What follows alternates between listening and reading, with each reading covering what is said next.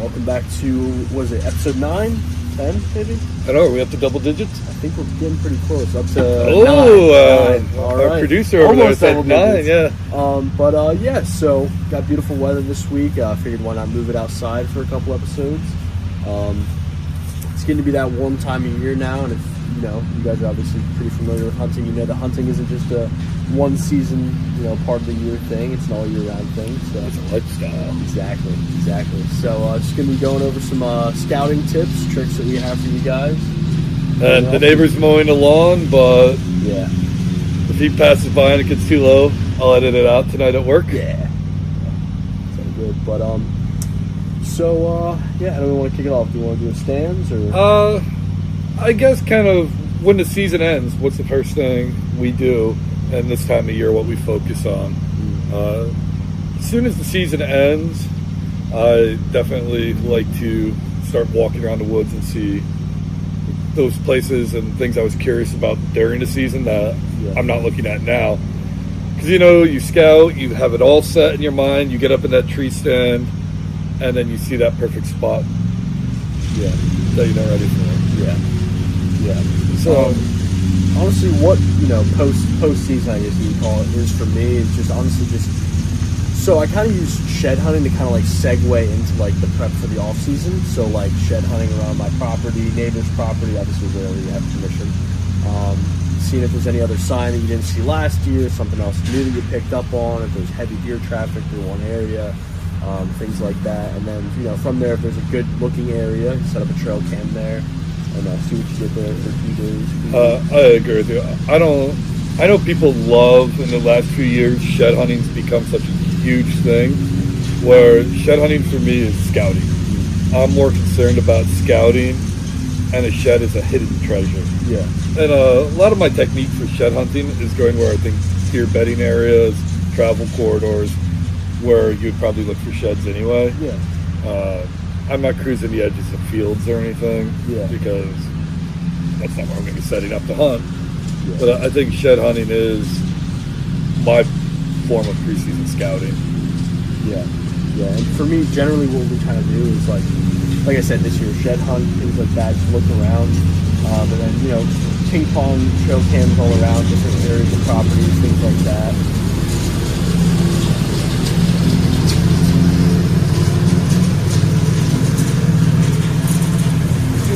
You should just put like waiting music.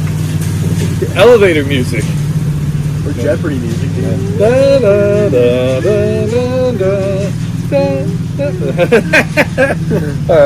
So, like I was saying before, using shed hunting to segue into it, kind of bouncing around trail cams and from different points of properties, things like that. And then, wherever you see the most activity, probably move some tree stands around as well. I use the fixed ladder stands, so it's a bit of a process hauling those through the woods sometimes. But. Well, you are a born again. We saved you from that crossbow lifestyle, and you've seen a lot.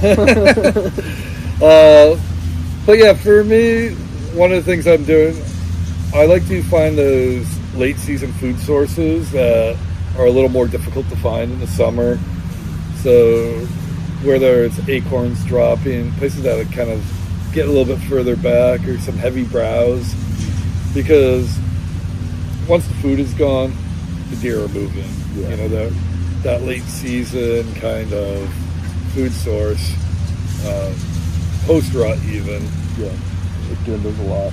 Yeah, and what's nice now, it's easier to get back into the spots. So even though I'm already beyond my scouting, I did with my shed hunting. My chicken is making a racket. Between the lawnmower and the chicken, it's not going so well so far. Not going so well. But after I'm done hunting, I get right into scouting right away. A little bit early for shed hunting, but I still find my sheds. But by this time, I'm already getting into an early kind of prep phase. Obviously, I hunt in some really thick cover a lot of places, and if I wait 2 or 3 months, I'll be back there, macheting my way through. Yeah. Where now it's easy to get in through with a pair of clippers and kind of make little corridors where I could take a few observational runs throughout the summer, some maintenance runs, and be able to keep it open to get through. Obviously, I do have some fixed stands, not very many. There we go. Dee dee dee dee dee dee dee dee dee dee.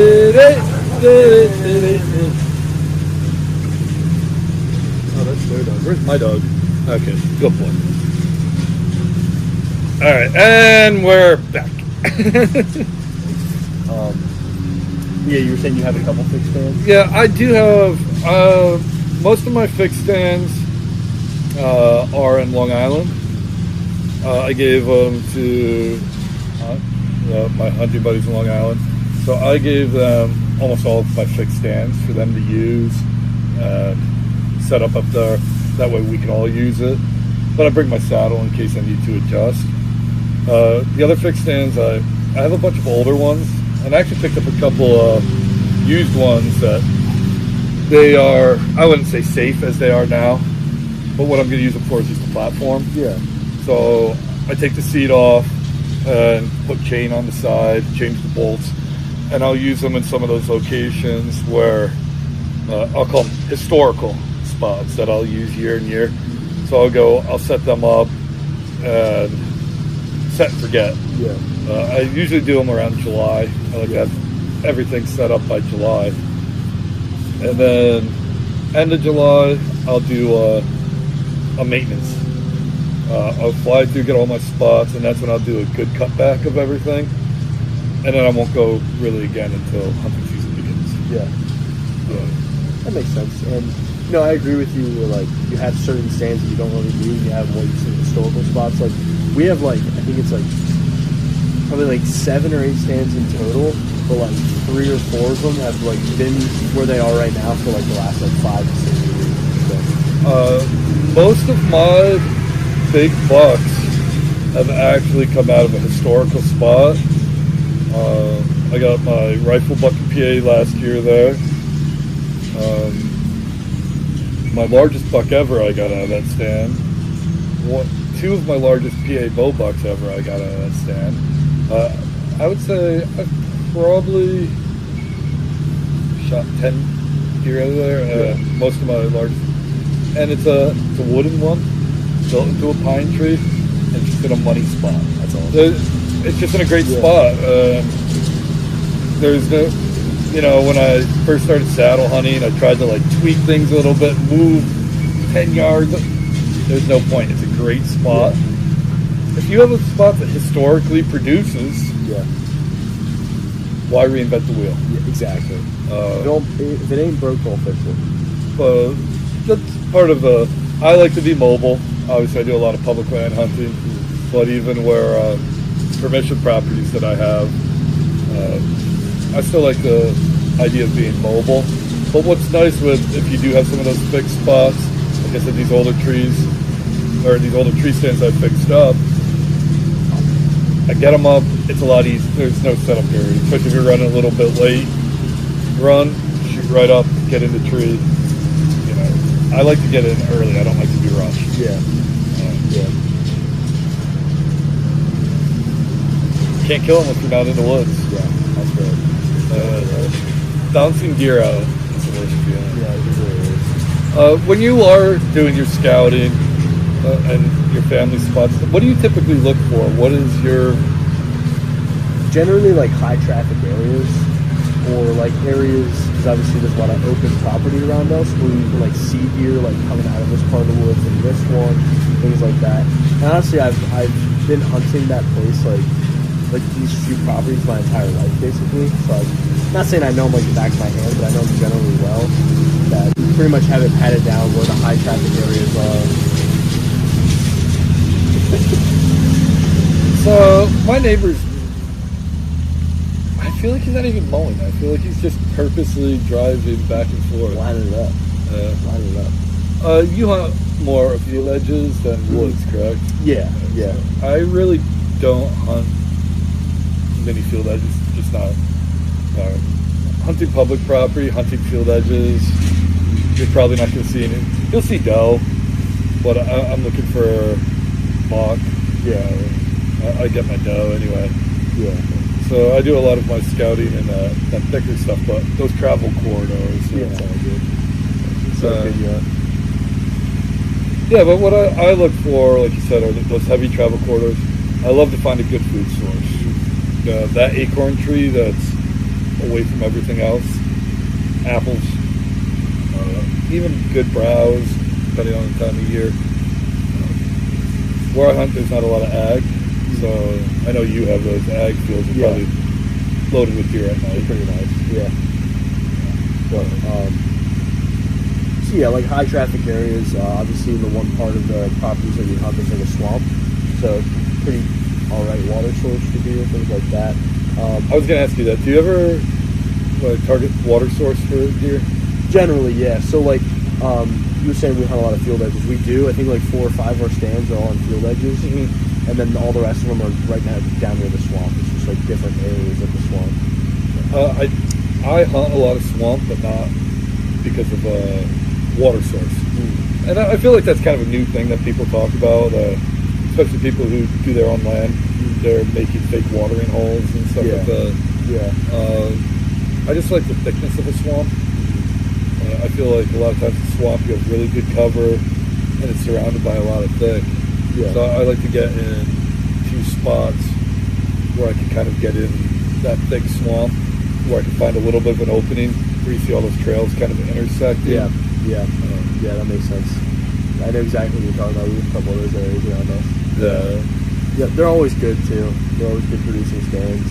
I do. What I don't like about hunting the thick stuff is the issue I ran into this year. I hit the deer perfect. He didn't run very far, but it was obviously PA. You can't use a drone. I wasn't allowed to bring a dog onto the property. I couldn't bring anybody else to help me, and they ran into really thick stuff, and it started raining. Yeah, and it took me 4 months to find deer. Yeah, it was right there, and it's frustrating because nobody wants to wound a deer. No. Nobody wants to waste the meat, especially, we eat a lot of deer meat. And that unknown, unless you hunt, you don't know how much pain it is to hit one and not find it. I'd rather miss like every single day of the week than injure one. Like, it's awful. Everybody's done it. Everybody that hunts and has killed a few deer has injured a deer at some point or another. A clean miss is so much better than a wounded deer. I had gone a really long time without wounding a deer. I wounded one when I was 16 with the bow and arrow. And honestly, I don't think I wounded it. I just didn't know how to track. I was a young kid. I was by myself. I don't think he went that far. And then I didn't wound one again until around 2017. And I don't know how to deer with it. I did hit it a little bit. I shouldn't have shot, just for the fact that I had him close, but his antlers were kind of messed up.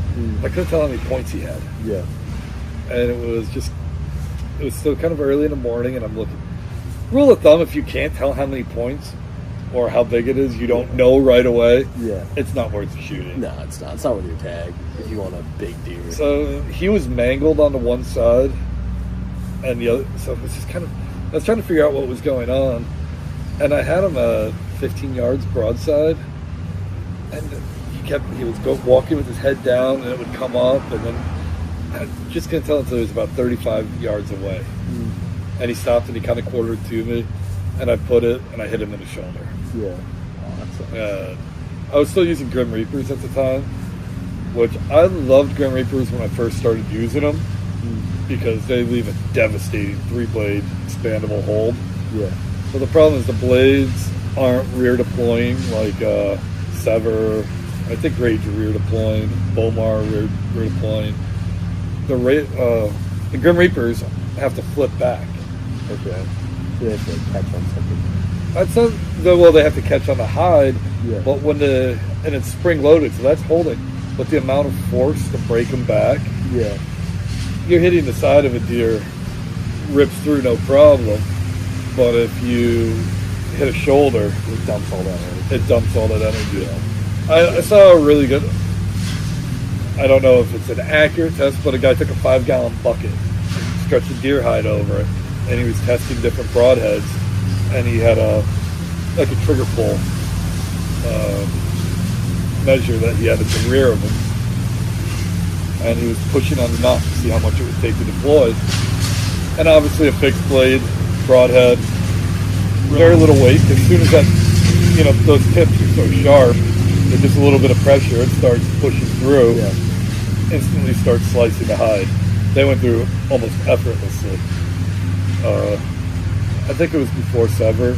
He used the Rage, and he showed he was putting a little bit of pressure, and then they open up. And with the Rage, you have such a wide cutting diameter that it takes a little bit to push it through, but it's cutting pretty quick. What other types of expandables? But he used the Grim Reaper and pushing, and that made the first little tip poke through, but then to get it to break open, it was a lot of. We're talking these other ones took half a pound, quarter pound, whatever, and this one's taking like 3 pounds.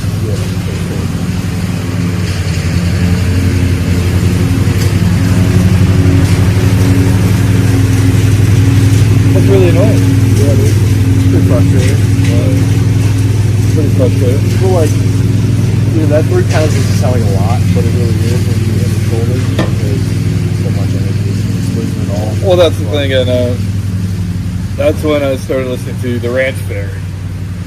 And I think a lot of people went in that heavy arrow setup front of center because they realized it can punch through, and it does. I would say with my bow setup, I'll punch through anything, no problem. The problem is you're giving up so much speed and the arrow drop. I think you need to find that happy compromise of you want a heavier FOC, you want a straight shooting arrow, but you also want a little bit of speed to go with it. Because when you have a giant pin gap, I don't recommend shooting 30, 40 yards, but I like to do that. So this is the time of year too. I think it's important to be shooting, but get your arrows set up now and get familiar, get your sights. I don't want to mess with my bow. It's one of my biggest pet peeve, I think, about hunters who wait until right before the season. I know we're all busy. We all have busy schedules. But now's the time to take your bow to the shop. Or if you do it yourself, do your tinkering now. Be dialed in and ready to go. Work with it all summer. And then when you get out there. The same thing with, as we're saying about the preseason scouting. Deer's patterns are going to change, but those historical patterns are generally going to be the same. And I know it's early right now. The deer are just starting the nub up. And their spring, where they are now, they might not be in the fall. Yeah. But if you hunted in the fall, you know where they were in the fall. You've picked those spots. You know they'll be back. And get your prep work done now. Especially hunting a lot in the state game land and public land. There's nothing more frustrating than if you have a camera marinating or whatever. 48 hours beforehand, you see 7 different guys come through your spot. Carrying ladders on their back and just making a ruckus. And I mean, that's public land hunting, but you're busting all the deer out of there until it cools off. Yeah, it's a pain in the butt. Any other big things preseason scouting that you look for or you think about? Not off the cuff that I can think of. It's pretty much how my schedule is. Since you're using ladder stands, you pretty much leave them up year round. Yeah, we leave them up year round. Just check the straps. Yeah, obviously make sure they're all ratchet strapped down the right way in place. Obviously, don't want it to go anywhere. But just routine checkups on them. We move about 3 to 4 stands every single year. So, big thing, safety. You guys who like to leave your stands up, unscrew. Well, a lot of people don't even use a screw and stuff. If you're going to use a screw and stuff, back it out. loosen your straps, because it doesn't seem like much, because a tree's only growing that much, but that much all around is fairly large, and it puts a lot of, you'll notice those straps within a year or two are growing into the tree, but it's putting that pressure on. Yeah. And even though a lot of guys are buying hang-ons and stuff off of what's Sportsman's Guide. Those bolts, they begin to deteriorate and rust after a few years. When they break quickly. One of the guys I hunt with, he had a safety harness on, but his platform snapped last year. Yeah. So he didn't go too far, but he actually continued hunting. He had an extra ratchet strap in his bag, and he attached the other side of it. And, another guy I hunt with, he went to come out of his stand, and he had the strap-on steps, like the strap-on ladder. And he climbed off his stand, and he held that first one, and the ratchet strap broke. Yeah. And he held on, but it bent backwards until he was a little bit older, couldn't hold his own weight. He fell down. He broke his lower back and shattered his hips. Oh, that's awful. And That's awful. I'm not judging, but Yeah. change your straps, check your bolts, check everything out. Safety's paramount. Yeah. Baseline, check your stuff all year round, but you mainly want to make it your focal point like spring, throughout summer and stuff like that, so you don't have to rush into it last minute. You have time to, do more things. So I always take my stands down, but I don't have them down for a long period of time. Like right now, they're down. I typically take them down around January when I'm done for the season, and then I'll get them back up in July. But while they're in my shop, I'll check everything before I put them back out. I'll check the straps, I'll check whatever. And I'm only running, I think I'm running 3 in Long Island. The 3 that I'm running down here, I'm using just a platform only. And I've built it up so they're pretty heavy duty. I'm not really worried. And they're brand new ratchet straps onto the tree, and then just a platform. And then the 2 I have up north, I have them so my father and son can use them. They're my brand new ones. I have the ladders. I'm not really concerned about. The very top one is the only ratchet strap I even worry about replacing, because even if a lower one broke, the upper one's the big deal. Well, my saddle, I guess with the saddle, just check your ropes, make sure they're not too frayed. Refresh your equipment if necessary. But everybody talks about these different strategies to use. Well, but I think one of the best strategies to do is get in the woods. Learn the woods. Learn your property. You can't learn it if you're not in it. No, it's and just we talk about it all the time. Our strategies are focused around the way we hunt.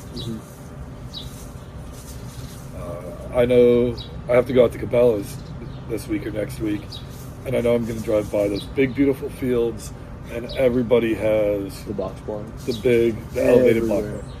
Everywhere. Every field you look has 1 or 2 of them in it. Remember when we went out to Indiana? They were like Oh. everywhere. Yeah, when we drove cross country last year, it was comical at that point, because what would you say? Every 200 to 300 yards there was a box blind. Oh, at least. And these really nice raised box blinds. Our strategies aren't for you. If you ever diversify in your hunting techniques or you want to try something different, well, we're not box blind hunters. I think one of the reasons I don't own property, I could put a box blind right here, but I could shoot a squirrel.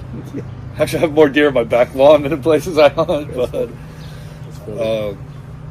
everybody's strategy is going to be different, though. yeah, no, I'm sure the guy up the road from me and you probably has a totally different strategy than we do, but the thing is too, what are your goals? A lot of strategy. I like to use my father as an example, because I've really seen the evolution of a hunter, where now he physically can do the best he can, but he can't run around like you or I can anymore. He's about to turn 80. The idea of climbing up and down trees, it's not an option for him, really. he would prefer being in that nice box blind out of the elements, Yeah. but he's going to try to get that box blind in the best situation where he can. Does a lot of rifle hunting, so if he could get that long view and with the crossbow, have him closer to, because obviously he can't even drop back a bow anymore. That's kind of it. Anything else before we now it's quiet and beautiful. It's so peaceful. The birds are chirping. Anything else you want to conclude with before we wrap it up? No. Just check your stuff. Check your stuff. Get some time out in the woods. And it's trout season. Yeah. Grab your fishing pole. Yeah. All right. All right.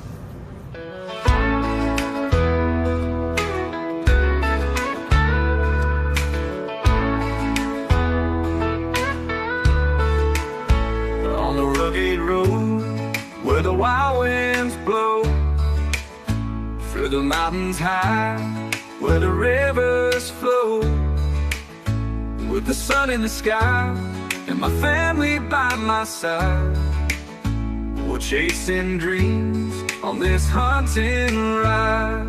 Out in the wild where the heart feels free, with the ones I love, that's where I'll always be. Through the woods so deep and the sky so wide,